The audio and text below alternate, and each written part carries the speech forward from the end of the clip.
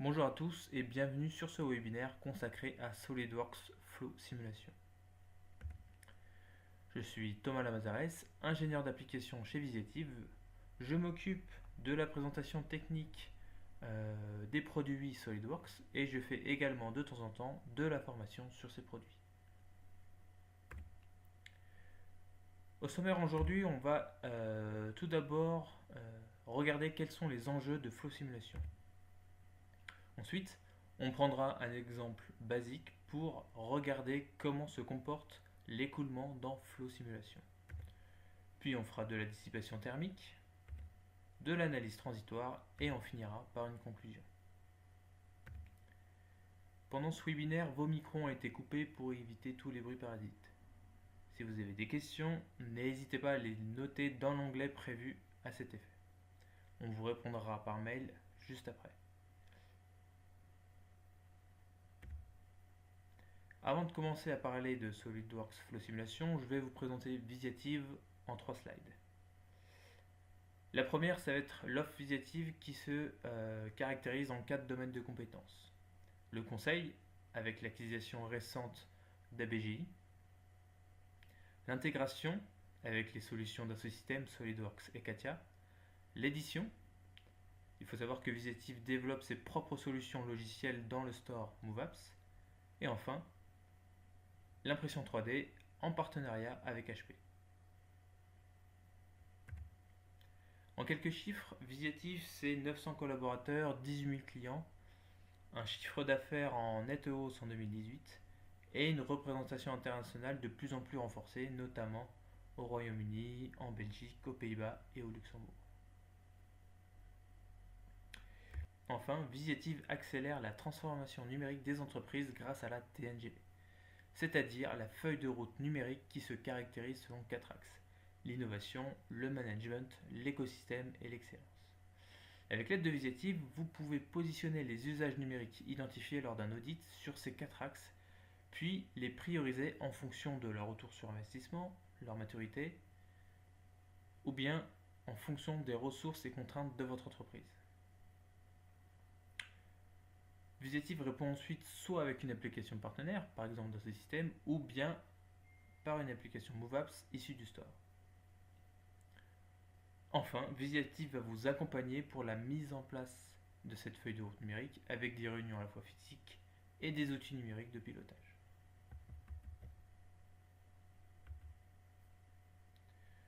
Donc, on va passer dans le vif du sujet avec les enjeux de Flow Simulation.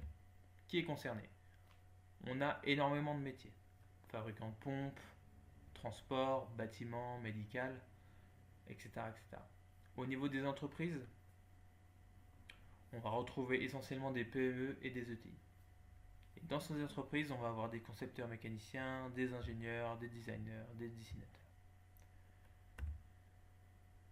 Mais concrètement, au niveau des enjeux, en fait, vous avez souvent besoin d'estimer la perte de charge, d'optimiser le mélange des fluides, réduire les risques de phénomènes de surchauffe, analyser les forces appliquées sur un composant immergé ou environnant. Le problème, c'est qu'à un moment donné, l'expérience, ça ne suffit plus et vos clients demandent des validations. Et les prototypes coûtent de plus en plus cher. Grâce à SolidWorks Flow Simulation, vous allez pouvoir réduire les coûts, anticiper les délais, améliorer la qualité et surtout maîtriser vos marges de sécurité. Et donc, on va commencer cette découverte de Flow Simulation avec l'analyse de l'écoulement. On aura un système qui sera un extracteur de gaz d'échappement, donc on aura à la fois de l'air et un gaz d'échappement.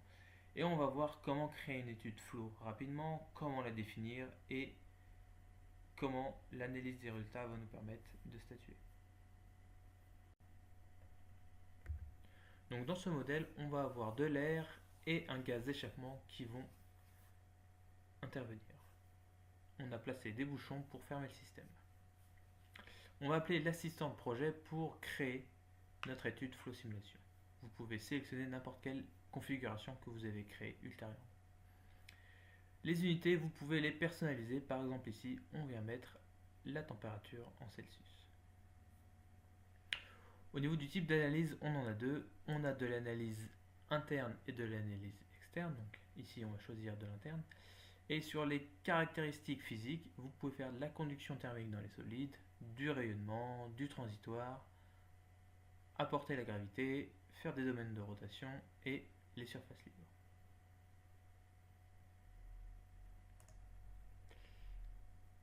Au niveau des fluides, on va rajouter du coup de l'air et un gaz d'échappement que j'ai créé moi-même dans la base de données.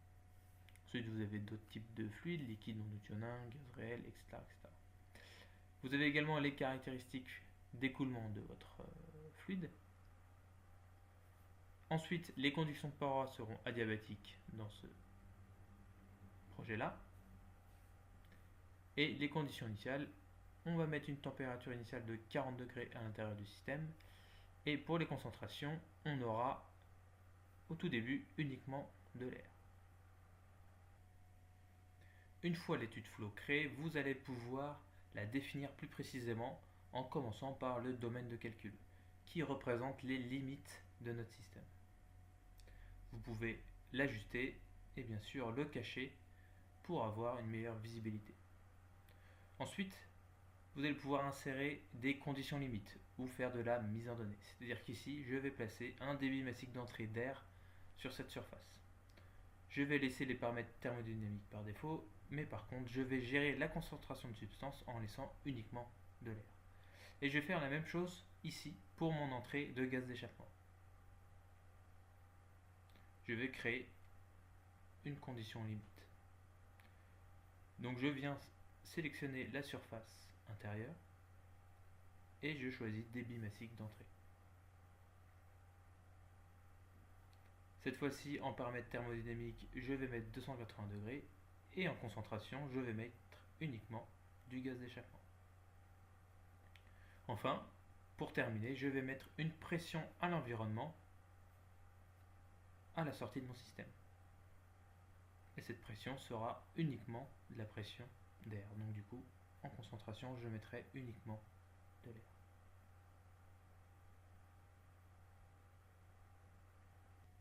Ensuite, vous allez pouvoir établir des objectifs pour votre étude.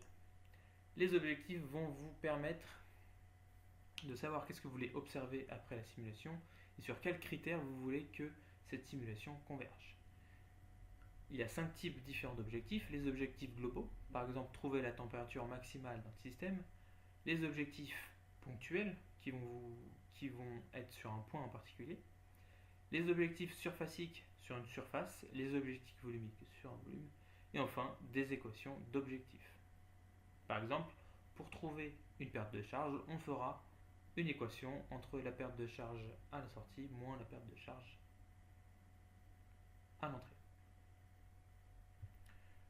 Et donc pour notre étude, on va sélectionner tout d'abord des objectifs globaux. La température du fluide maximale et la vitesse. Sauf que cette fois-ci, la vitesse, on ne l'utilisera pas pour la convergence.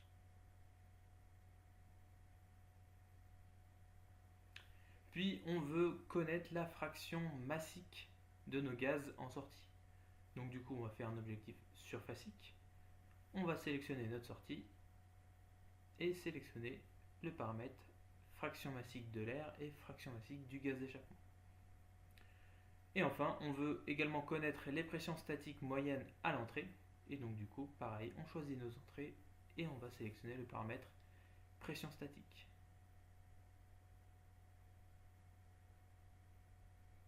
Évidemment, les objectifs peuvent être renommés pour connaître exactement ce qu'ils retournent.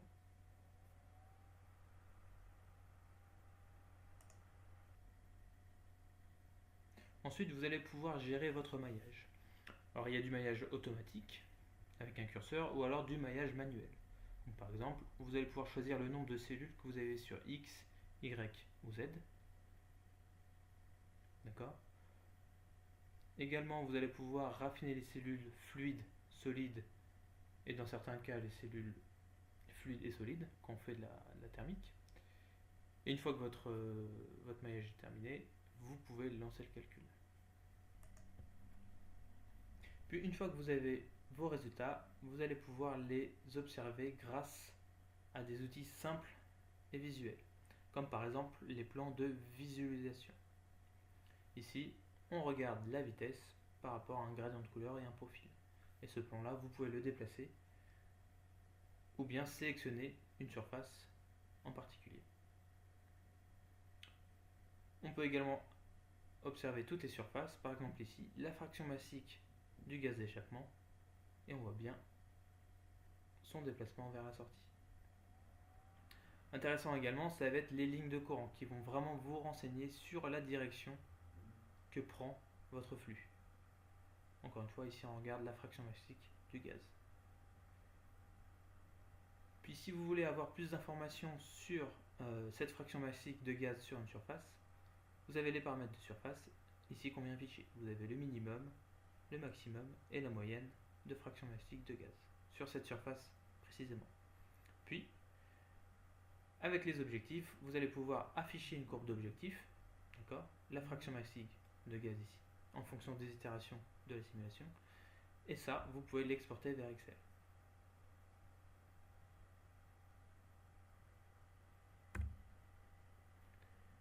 Donc au niveau de cette analyse de l'écoulement qui était assez simple, on a vu comment créer une étude flow rapidement, notamment avec l'assistant de création de projet.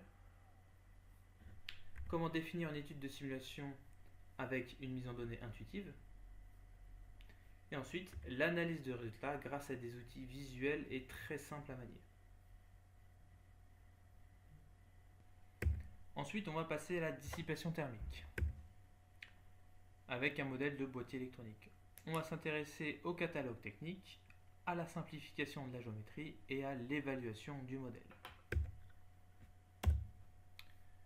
Du coup, notre boîtier électronique, il est là. On a plusieurs projets de simulation de créer, un avec des ventilateurs internes et un autre avec des ventilateurs externes.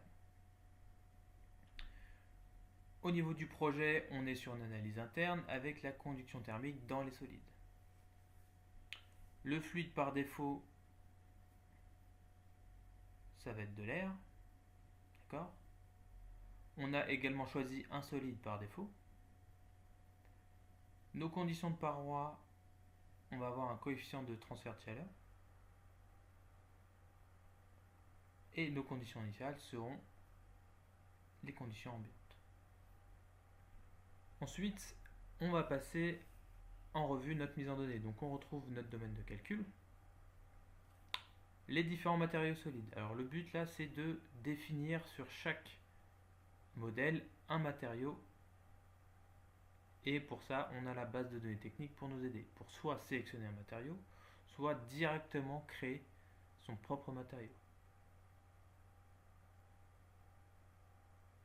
Donc on retrouve des circuits imprimés, des radiateurs, des plaques perforées, etc., etc. Au niveau des conditions limites, on a seulement placé des pressions à l'environnement. On a également placé nos 3 ventilateurs internes, nos sources de chaleur. Alors, je vais juste revenir sur les ventilateurs. On a du coup la surface par laquelle le fluide sort du ventilateur et la surface par laquelle le fluide rentre. Et grâce encore une fois à la base de données technique, vous allez pouvoir obtenir la courbe du ventilateur. Et ces données-là, vous pouvez très bien les importer depuis Excel. Je reviens du coup sur les sources de chaleur. Donc, le but c'est de mettre des sources de chaleur sur tous les composants et vous pouvez mettre soit une température, soit directement une dissipation thermique. Ensuite, on va mettre des modèles de plaques perforées. Alors, je parle de modèles, pourquoi ? Parce que dans le vrai design de ce boîtier, en fait, on a réellement dessiné les plaques perforées. Mais du coup, ça, pour la simulation, ça va nous faire perdre du temps. Et donc, on a créé des plaques perforées directement. Ici, on a un composant de résistance avec son package et sa puissance. Puis le circuit imprimé, d'accord, avec la définition des différentes couches. Et au niveau des objectifs, on a un certain nombre qui sont relatifs à la température de nos différents composants.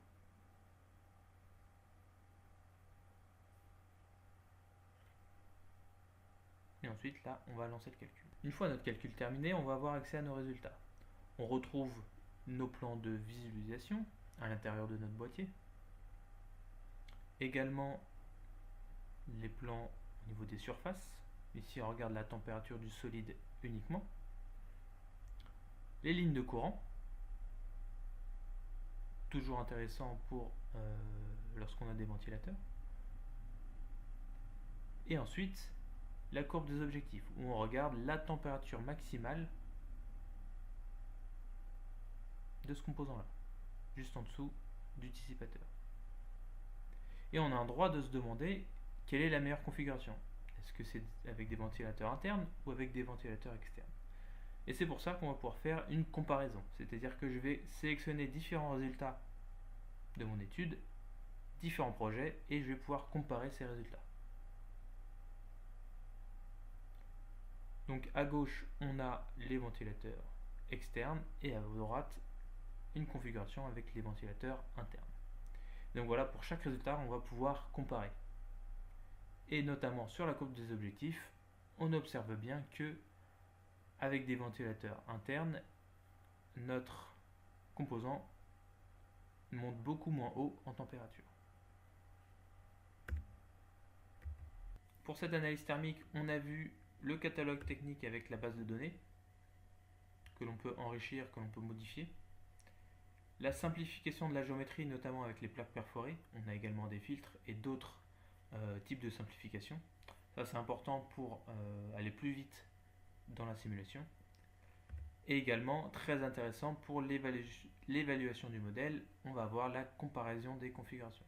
Là, on a pu déterminer en quelques clics quelle était la meilleure configuration possible pour ce boîtier électronique. Et ensuite, on va terminer par une analyse transitoire avec le temps de refroidissement d'une bière dans un freezer. On va voir comment on peut mettre une dépendance d'un paramètre en fonction du temps. On ira un tout petit peu plus loin au niveau du maillage et on verra comment observer ces résultats en fonction du temps. Le problème, il est le suivant. Vous avez un ami qui vous ramène une bière à la maison et vous ne savez pas combien de temps la laisser au congélateur pour qu'elle soit consommable. SolidWorks Flow Simulation va vous permettre de répondre à cette question. Où on va faire une analyse transitoire de ces bières pendant 2 heures dans un congélateur. On va avoir deux types de bières, une bière de type canette en aluminium, une bière de type bouteille qui sera en verre. Et on aura des degrés d'alcool différents dans ces deux bières. Donc nos bières sont dans le congélateur et on va s'intéresser tout d'abord aux paramètres généraux. On est sur une analyse interne, conduction thermique dans les solides, transitoire et gravité. Les fluides, on va avoir de l'air, de l'eau et de l'éthanol pour l'alcool. Solide par défaut, de l'acier, conduction de paroi adiabatique et initialement la température sera de moins 18 degrés. Au niveau de la mise en données, on va faire deux sous-domaines fluides, un pour les bouteilles en verre et un autre pour les bouteilles en canette. Et on va gérer les concentrations d'alcool. Et donc là, on va mettre une concentration de 8%. Et sur les canettes, la même chose, on va dire que c'est une bière à environ 4% d'alcool.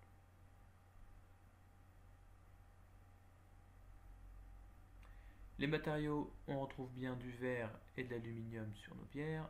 Les parois sont bien à moins 18 degrés. Et ensuite, on va regarder les sources de chaleur. Donc, au niveau des sources de chaleur, on va volontairement indiquer que nos bières vont réchauffer l'atmosphère ambiante pendant 30 secondes.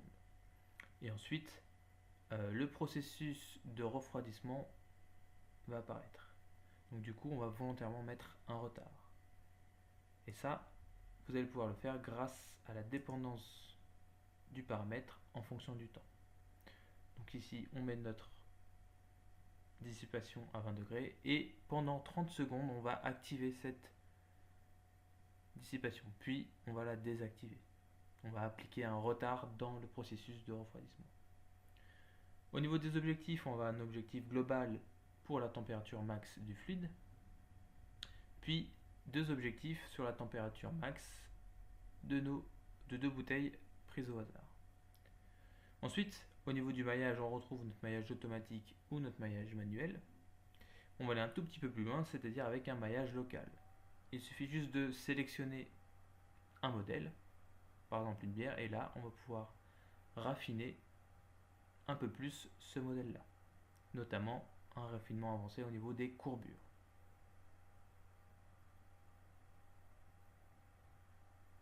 Ensuite, une fois que notre maillage est terminé, on va pouvoir lancer le calcul.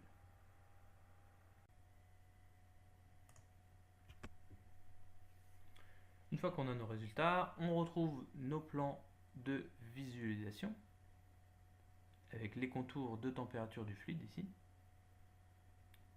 avec toujours le déplacement du plan. On va pouvoir également regarder ce qui se passe sur les surfaces de nos bières.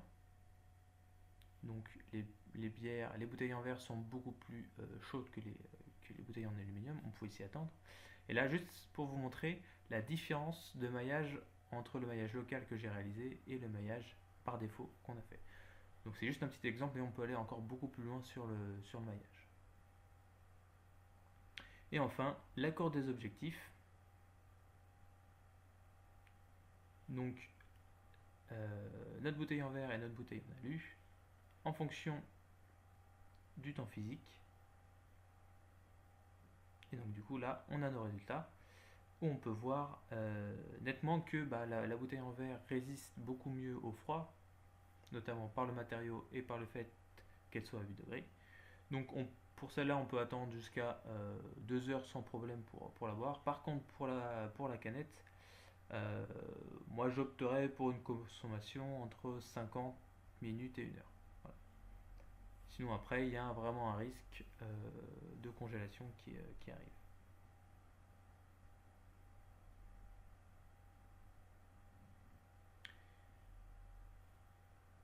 Et ce qui est intéressant dans tout ça, c'est que vous allez pouvoir observer ces résultats visuels en fonction du temps, grâce au transitoire explorateur. Et donc ici, par exemple, vous allez pouvoir regarder ces résultats-là en fonction du temps.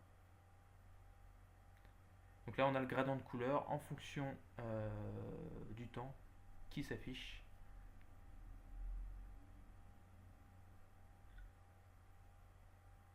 Donc ça permet de voir l'évolution du système en fonction du temps. Et bien évidemment, on peut se placer n'importe où sur cette échelle.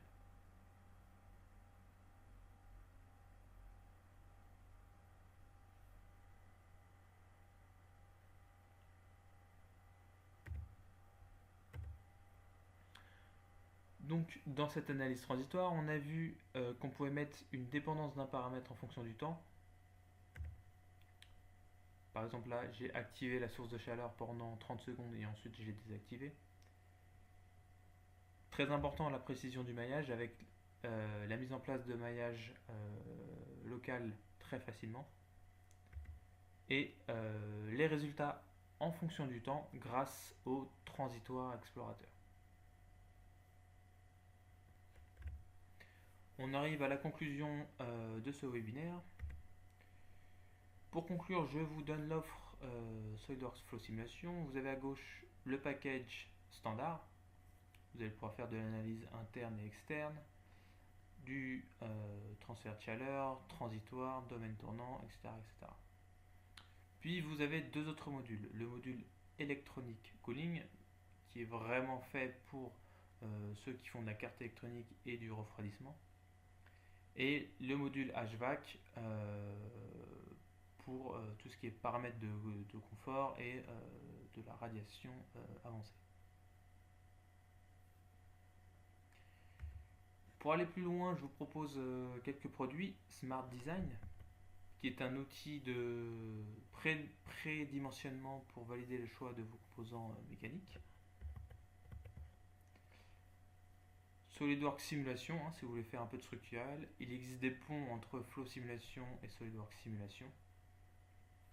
Et enfin, n'hésitez pas à regarder l'offre Simulia du côté de Katia avec Abacus, Tosca, etc., etc.